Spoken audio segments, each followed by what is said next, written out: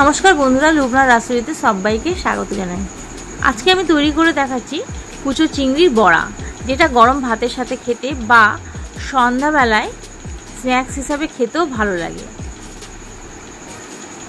আমি কিভাবে তৈরি করেছি সেটাই আজকে আপনাদের সঙ্গে শেয়ার করব। প্রথমে আমি এখানে নিয়ে নিয়েছি 200 গ্রাম চিংড়ি, যেটা আগে থেকে ধুয়ে জল ঝরিয়ে রেখে দিয়েছি।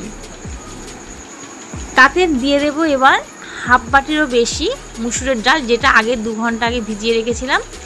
কিছু কুচানো পেঁয়াজ নিয়েছি একটা বড় সাইজের, আর কাঁচা পাকা লঙ্কা কুচিয়ে নিয়েছি।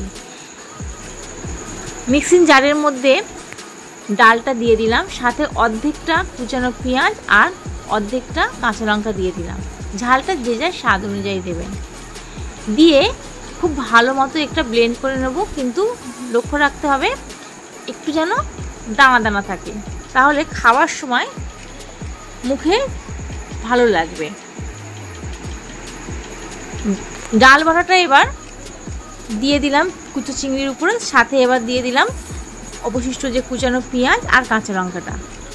তাতে এবার দিয়ে দেব স্বাদ অনুযায়ী লবণ, আর খুব সামান্য পরিমাণে একটু হলুদের গুঁড়ো, আর কালারের জন্য কাশ্মীরি লঙ্কার গুঁড়ো। কড়াই বসিয়ে দিয়েছি। কড়াইটা গরম করে নেওয়ার পর তাতে দিয়ে দিলাম পর্যাপ্ত পরিমাণে সাদা তেল। এটা সরষের তেলও আপনারা ভেজে নিতে পারেন। তেলটা ভালো মতো গরম করে নিয়েছি। এবার 2 চামচ তেল আমি কুচো চিংড়ির বড়ার উপরে দিয়ে দিচ্ছি। গরম তেল যদি কোনো রকম বড়ার সাথে দিয়ে মাখানো যায়, তাহলে যখন বড়াটা ভাজা হয় বা চপটা ভাজা হয়, তখন খেতে অনেকটা মুচমুচে লাগে। সমস্ত কিছু ভালো করে মাখিয়ে নিয়েছি। আর হ্যাঁ, এখানে আদা রসুন বাটাটাও দিয়েছি, যেটা স্কিপ হয়ে গেছে। গোল গোল শেপ করে তারপর আমি হাত দিয়ে চ্যাপটা করে নিয়েছি। এবার একে একে সমস্ত বড়াগুলো আমি গরম তেলের মধ্যে দিয়ে দিচ্ছি। তেলটা প্রথমে খুব ভালো মতো গরম করে নেওয়ার পর গ্যাসের ফ্লেমটা আমি মিডিয়াম টু লোতে করে দিয়েছি। যদি হাইতে রাখা যেত তেলটা, তাহলে উপর থেকে চপটা পুড়ে যেত আর ভিতরে কাঁচা থাকতো। সেই জন্য তেলটা ভালো করে গরম করে নিয়ে তারপর গ্যাসের ফ্লেমটাকে লোতে করে দিতে হবে।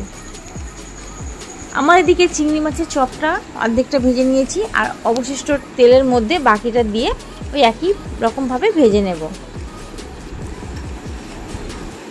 এই বড়াটা ডালের পরিবর্তে আপনারা যদি বেসন দিয়ে করেন, তাহলে অবশ্যই সেখানে একটু চালের গুঁড়ো ব্যবহার করবেন, তা না হলে ভাজার সময় ফেটে যাওয়ার সম্ভাবনা থাকে। আজকে তাহলে এই পর্যন্ত, আবারও ফিরে আসবো আমি নতুন কোনো ভিডিও নিয়ে।